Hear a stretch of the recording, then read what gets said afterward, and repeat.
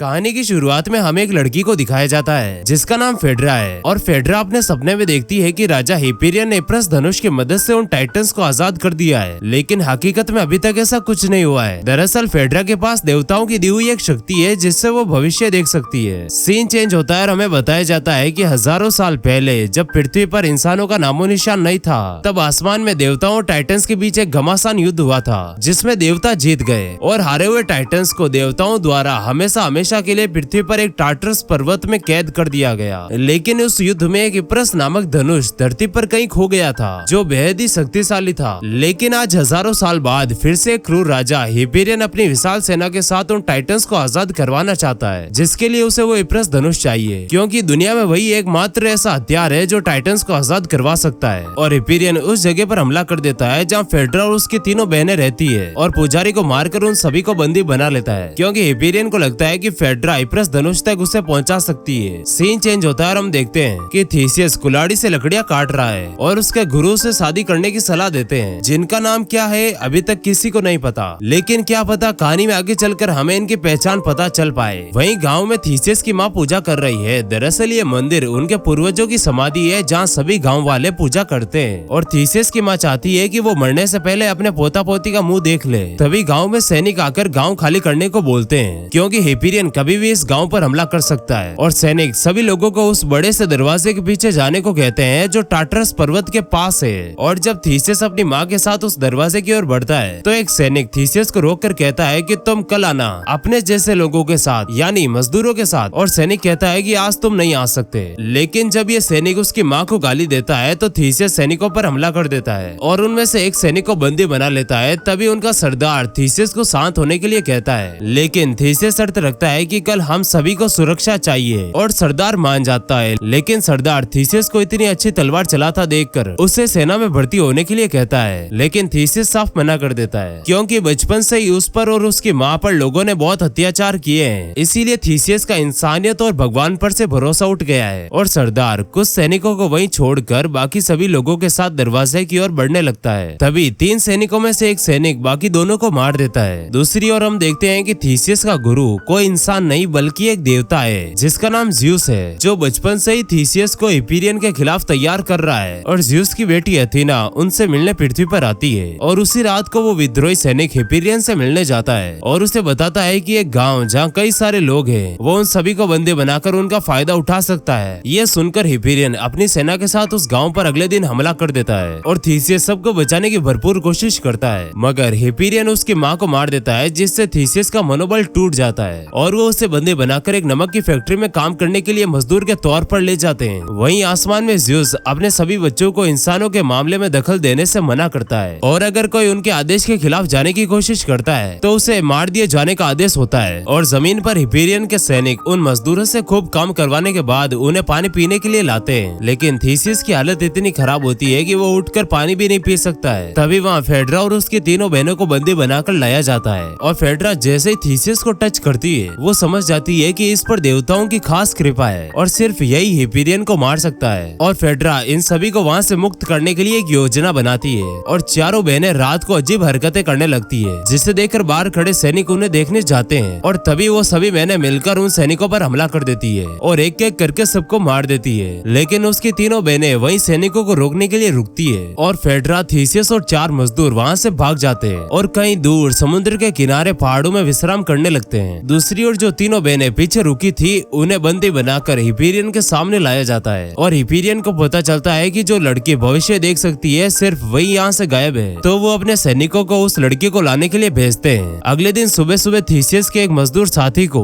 एक जहाज दिखाई देता है जिसमें हिपेरियन के सैनिक होते हैं और उन्हें यहाँ से निकलने के लिए एक जहाज चाहिए होता है। तो ये सभी मिलकर उस जहाज पर हमला कर देते हैं और सोचते हैं कि इसमें सिर्फ 4-5 सैनिक होंगे, लेकिन जहाज पर बहुत सारे सैनिक होते हैं। तभी ऊपर से एक देवता थीसियस की जान बचाने के लिए नियम तोड़कर धरती पर आता है और समुद्र की मदद से सुनामी उत्पन्न करता है और उस सुनामी में सभी सैनिक मर जाते हैं, जिसमें थीसियस और उसके सभी साथी जैसे तैसे बच जाते हैं। और जैसे ये खबर हिपेरियन को पता चलती है कि हमारे भेजे गए सैनिक सुनामी में मारे गए और फेड्रा, थीसियस और उसके सभी साथी थीसियस के गांव यानी कंपोलो की ओर बढ़ रहे हैं, वो वहाँ तुरंत उन सभी को मारने के लिए सैनिकों के साथ एक दानव को भी भेजता है। दूसरी ओर थीसियस अपने गाँव पहुँचता है जहाँ उसकी माँ का शव पड़ा है और वो पूरे सम्मान के साथ अपनी माँ का पूर्वजों वाले मंदिर में दफना देता है। तभी थीसिस को एक बड़े से पत्थर में कुछ होने का एहसास होता है और वो जैसे ही उस पत्थर को तोड़ता है उसकी आंखों के सामने वही इप्रस धनुष होता है जिसके पीछे हिपेरियन ये सब कर रहा है। लेकिन तभी थीसिस पर हिपेरियन का भेजा एक दानव हमला कर देता है और थीसिस के हाथ से वो महाशक्तिशाली धनुष कहीं दूर गिर जाता है और थीसिस के लिए इस दानव का सामना करना थोड़ा मुश्किल होता है। पहले तो वो दानव थीसिस को खूब मारता है और अपने पंजों से उसे घायल भी कर देता है, लेकिन थीसिस दानव को मारने का उपाय ढूंढ लेता है और उसे मार ही देता है और उसे एहसास होता है कि उसके सभी साथी कहीं मुश्किल में होंगे और वो इप्रस धनुष की शक्ति से उन चारों सैनिकों को एक साथ ही मार देता है। लेकिन उनका एक साथी इस लड़ाई में मारा जाता है और रात भर आराम करने के बाद वो अगले दिन हिपेरियन पर हमला करने के लिए उस महल की ओर निकल पड़ते हैं। लेकिन हिपेरियन तो उस दरवाजे और टार्टरस पर्वत के पास खड़ा होता है। वही हिपेरियन पर हमला करने के लिए दिन भर सफर करने के बाद जब थीसिस के साथी महल पहुंचते हैं तब वो देखते हैं कि हिपेरियन ने लोहे के सांड में उन तीनों बहनों को जलाकर मार दिया है और ये देखकर उनमें से एक मजदूर को बेहद गुस्सा आता है और वो नीचे बैठे सैनिकों पर हमला कर देता है। लेकिन थीसिस को ये पता नहीं होता कि ये सब एक जाल है उन्हें पकड़ने के लिए और एक कुत्ता थीसिस से वो इप्रस धनुष छीन कर हिपेरियन की ओर भागने लगता है और जैसे ही एक सैनिक थीसिस को मारने वाला होता है वहाँ आसमान से एक देवता आकर सैनिकों को मारने लगता है और वहाँ अथीना भी आ जाती है 2 घोड़ों के साथ और वो थीसिस से कहती है कि ये दोनों घोड़े तुम्हें बिना रुके टार्टरस पर्वत तक पहुंचा देंगे और अथीना और ये देवता मिलकर इन सभी सैनिकों को मार देते हैं। तभी वहाँ ज़्यूस भी आ जाते हैं और नियम तोड़ने के जुर्म में उस देवता को मार देते हैं। फिर ज़्यूस थीसिस से कहता है कि अपने लोगों की जान तुम्हें ही बचानी होगी और फेड्रा और थीसिस एक मजदूर के साथ सभी सुबह तक टार्टरस पर्वत तक पहुंच जाते हैं। दूसरी ओर वो कुत्ता